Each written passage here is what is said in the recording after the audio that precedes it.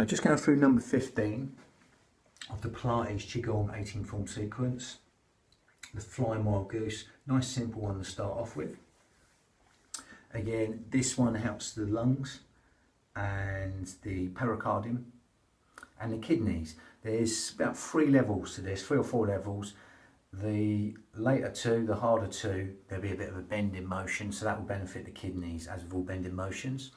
I'm going to clear that to the side though, not going down the traditional route, going more for the Pilates setup to improve the core.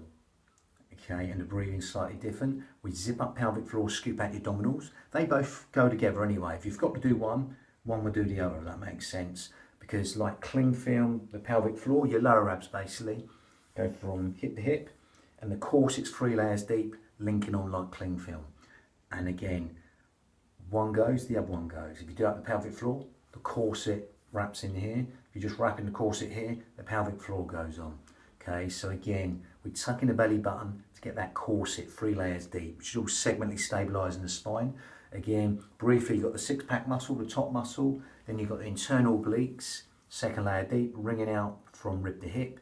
Then you've got the corset, 3 layers deep. We get that by tucking the belly button, and we're zipping up pelvic floor. Generally zip up pelvic floor first, that's the little muscle, which is your lower abs, come from here to here, and then corset. But they will go together anyway.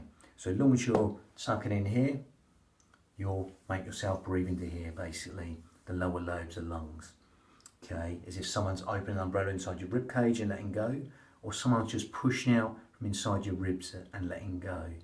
Just adding width to the lungs as you breathe in, and length for the out breath as you breathe out through pursed lips. We're going to simply link that to motion. Okay, so I'll go back and demonstrate the traditional way, or the traditional motion within the forms you see. Feet, again, hip width apart or slightly wider if you want to go deeper, but as long as they're not like this. Okay, knees, or we go no further than knees and arm and toes. Breathe into here. You can go higher, but no need. Hands and arm and shoulders, that just takes out any of this going in. You could bring them higher as long as you don't hunch the shoulders up here. Exhaling down, breathing coming up. That's just basically the first move. Again, hands are just gliding down. So they're sort of weaving silk here. Breathing in, exhaling down. Again, no further than knees and arm and toes, okay? Again, breathing in, coming up, exhaling down. If you want to go deeper, you can do, optional. Again, the next level, I'm going to come forward a little bit there.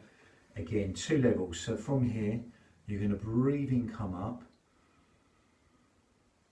and exhale down. Then you're going to breathe in, come up again, and exhale back, as if you're sort of doing, only go as wide as you like with that back leg. It look like you're sort of doing a backward lunge. You can do that sideways. So again, you're breathing in and you're exhaling back. Again, it could be here or here. Okay, optional. Okay, breathing, coming up, exhaling back. But only as far, if you're sort of all unstable, you might want to shorten your stride going back. And be short stride is easier, bigger stride is harder. Okay, so exploit that range, speed and tempo. Again, it's breathing in, coming up, exhaling, coming back. Again, hands come to here now. Breathing in, coming up, exhaling back. That's sort of level 2 here, okay? Again, exhaling back, breathing in, coming forwards. Exhaling back, breathing in, coming forwards and up with the hands. Imagine that trickle of water just running down the back and dispersing. Mounting the shoulders over hips, head over shoulders.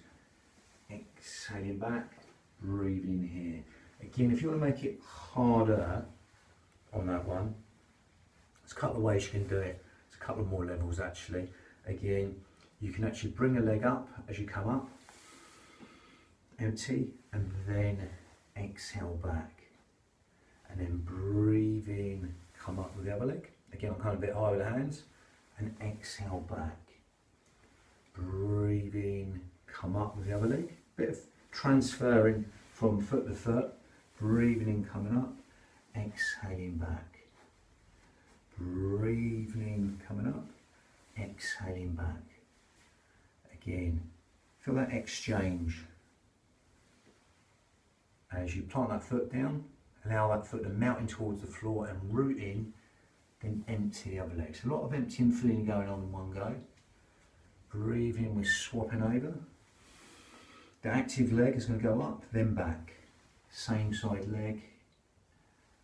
We breathe in, that settles down that foot, and the opposite leg ready to go. It goes again, exhaling back. Again, if you wanted to be here, just a little motion and come back. If you want to come just here, a little way up, a little way back, you could do. It could be here and back. If you want to make that a lot bigger range, then you just come to here. Breathing, coming up, exhaling back. Breathing, coming all the way up, then exhaling back. Again, try and keep shoulders over hips, head over shoulders best you can as you're coming back. Again, breathing in here, exhaling back. Again, you might have to square up here.